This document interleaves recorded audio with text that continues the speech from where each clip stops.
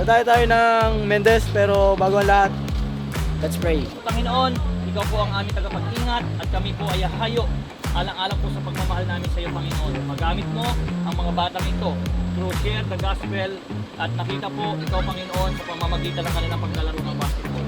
Maraming salamat po. We give you all the glory and honor in Jesus' mighty name. Amen! Isang Boy Scout tsaka isang estudyante. Trabaho na to eh. Si Foreman. Foreman! Oy! Saan buhos natin, Por? Mamaya, sabayin din tayo.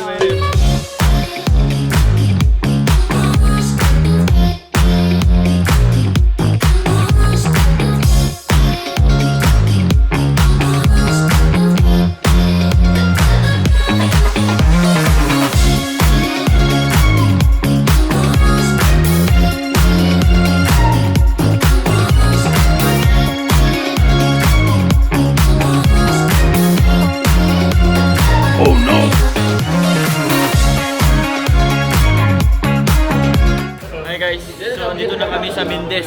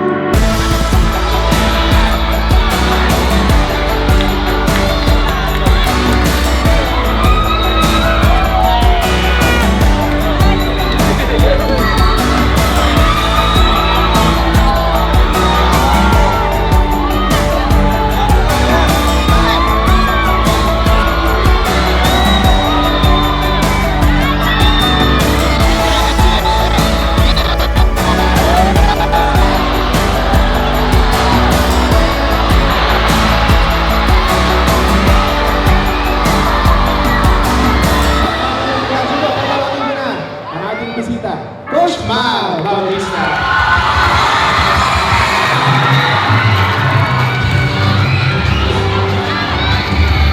Good evening po sa ating lahat. 3 years ago po, andito kami, siguro 2023 yun. And before po tayo mag-start, gusto ko po muna umpisahan sa isang panalangin. Let's all pray. Lord, maraming salamat sa gabi na to, Lord. Please bless this night, Lord. Lahat ng tao na nandito, nag-organize, Lord. Ipakita mo sa amin kung sino ka sa buhay namin, Lord. Gamitin mo itong laro na to, Lord, for a revival dito po sa lugar na Mendez, Lord. Na may kawang maitaas, Lord, sa lahat ng ginagawa namin. And ingatan niyo po ang lahat ng players, Lord, and makapag-enjoy dito sa basketball na regalo mo sa amin. Lord, again, we lift you up. In Jesus' name, Amen. Before po ako mag-start, may gusto ko akong sabihin sa inyo, 2023 po, nandito ako, around May or June ata yun, or April, summer ata nung time na yun. Tapos after a few months, bumagsak na po ako personally, dahil sa pagod, dahil sa stress, anxiety, depression. So, yun na po yung nag-decide ako na ayoko na ituloy yung basketball. So, yung naglaro po ako dito 3 years ago, yun na po yung mga huling games na malapit na akong bumigay. And dumating na yung point na bumigay ako. Definitely, baka alam niyo na itong story na to, narinig niyo na to, pero ngayon po, merong difference ang pagpunta namin dito.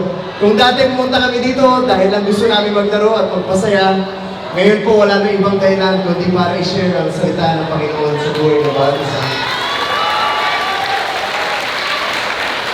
Bakit ko po sinasabi ito? Kasi nakita ko po ang pinagkaiba ng buhay na nasa Panginoon at buhay na wala sa Panginoon. Dati po, pag lumaya kami, pagkusan, pagalingan, of course, we still play competitive, katulad po ngayon gabi na to.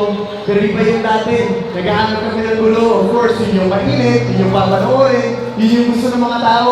Ang piniplease namin is mga tao dahil gusto namin ng suporta. Pero ngayon, we make sure na napiplease ang Panginoon sa bawat laro na ginagawa namin. Hindi ko rin po alam kung paano ako nagbago, but only by the power, saving grace of our Lord Jesus Christ, na hindi kaya gawin ng kahit na sino man. Alam niyo po ba, hindi niyo kayang baguhin ang sarili niyo? Kahit ng nanay o tatay mo, only the Lord can change you kung talagang ibibigay mo ang buhay at ang puso mo sa Kanya. Maraming mga bata dito, maraming nagpunta kayo dito for the game, pero hindi nyo namamalayan, nakikilala nyo ng Panginoon sa buhay nyo. At ngayon, gabi mo na to, ikaw, palakpakan din natin si Lord. Amen. Praise the Lord. Noong time ko na yun, nabumagsak ako.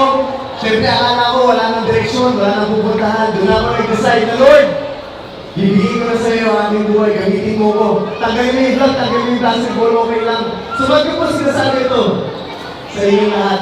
Dahil marahil sa inyo, sa likod ng mga intake na meron tayo, pag-uwi natin sa bahay mamaya, dala natin yung bigat. Meron tayo pinagdadaanan na ikaw lang yung nakakaalam. Maaaring hindi rin alam ng asawa mo. Pinipilit mong solusyonan yung mga problema on your own. E mamaya pag-uwi mo, pagkatapos sa kasiyahan na to, maaalala mo lang ngayon.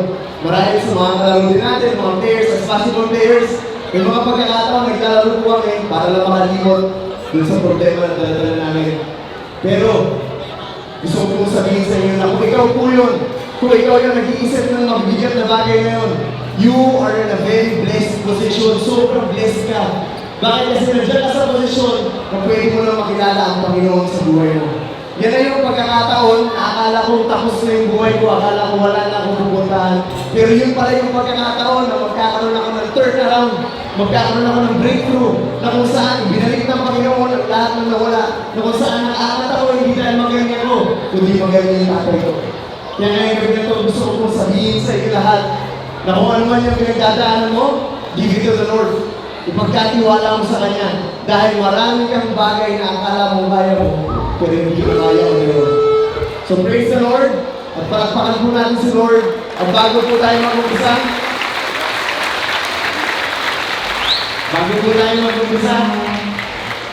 gusto ko po umpisahan natin sa isang praise and worship marahil na panood niyo yung mga nakaraang games namin. Now, we really start the game na binibigyan namin ng pagpuri ng Panginoon. We really start the game na kung saan si Lord ang may iaangat, hindi ako. Kanina po, tinanong tayo kung idol niyo daw po ako. Maraming salamat po sa mga pumalakpak, pero ang idol ko po, walang iba, kundi si Lord Jesus Christ. Dahil siya lang ang may kayang magligtas sa ating lahat. Pag wala ang Panginoon, kahit po anong ma-achieve natin sa mundo, kahit anong mangyari sa atin, kahit na saan tayo pumunta, hindi mo mahanap yung sagot at yung daan. Only through the Lord Jesus Christ. Sabi niya, I am the way, the truth, and the life. At wala nang ibang daan kung hindi ang ating Panginoon. Kaya ngayon po, papurihan natin si Lord sa isang awitin na pangungunahan ni Scooby. Scooby. Sa iyo, Panginoon, ay may kagalakan. Sa iyo ay may kasiyahan, Panginoon. Gawin po natin ang posesyon ng Panginoon. Alam niyo po, gusto ko lang po kayong i-remind na hindi aksidente po nanonood kayo sa laban na ito. Marahil po, pumunta kayo dito para manood ng basketball. Pero nangungusap po yung Panginoon. Gusto niyang purihin mo siya. Gusto niyang pasalamatan mo siya. Marahil nakakalimutan mo siya ng maraming beses. Marahil nabibisi ka. Nakakalimutan mo may Panginoon pa lang nagmamahal sa'yo. Alam niyo po, sobrang blessed mo na nandito ka sa gabing ito. Dahil sobrang mahal ka po ng Panginoon. Minarapat niya kung makapunta ka dito para awitan siya, para purihin ka, para pasalamatan siya. Gawin po natin ang presensya ng Panginoon at ang bawat.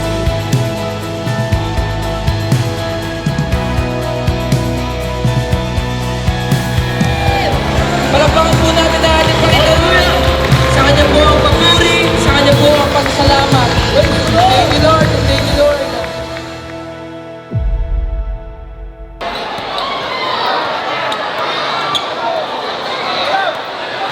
Let's go!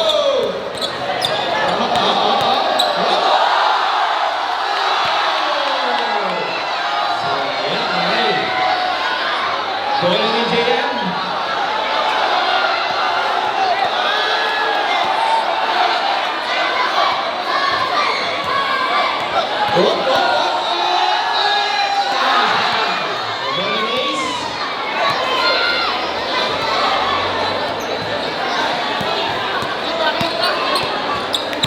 Ace ups.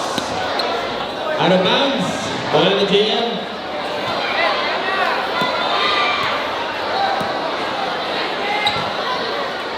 JM.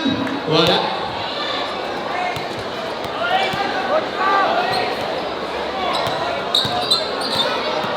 Ay, nakaw. JM ulit. Oh!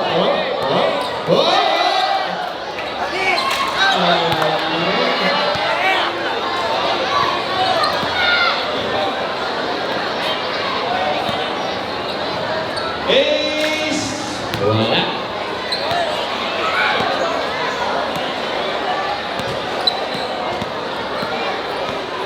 JM, oops. JM pa rin. Nakakuha ng dribble. Tumira, wala.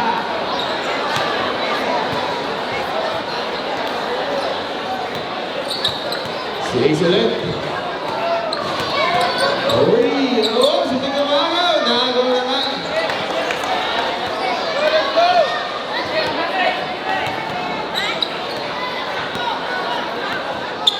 JM pa rin. JM pa rin, no?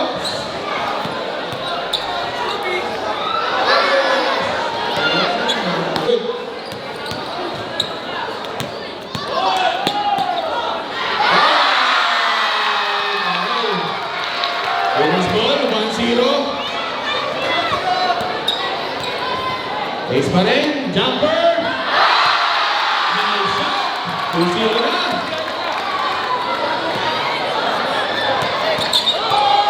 Oh, jumper na Ace. Oh, bawi si JM. Bawi si JM.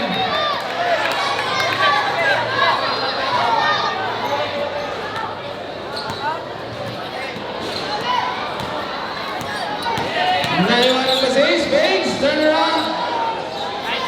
Wala pa rin.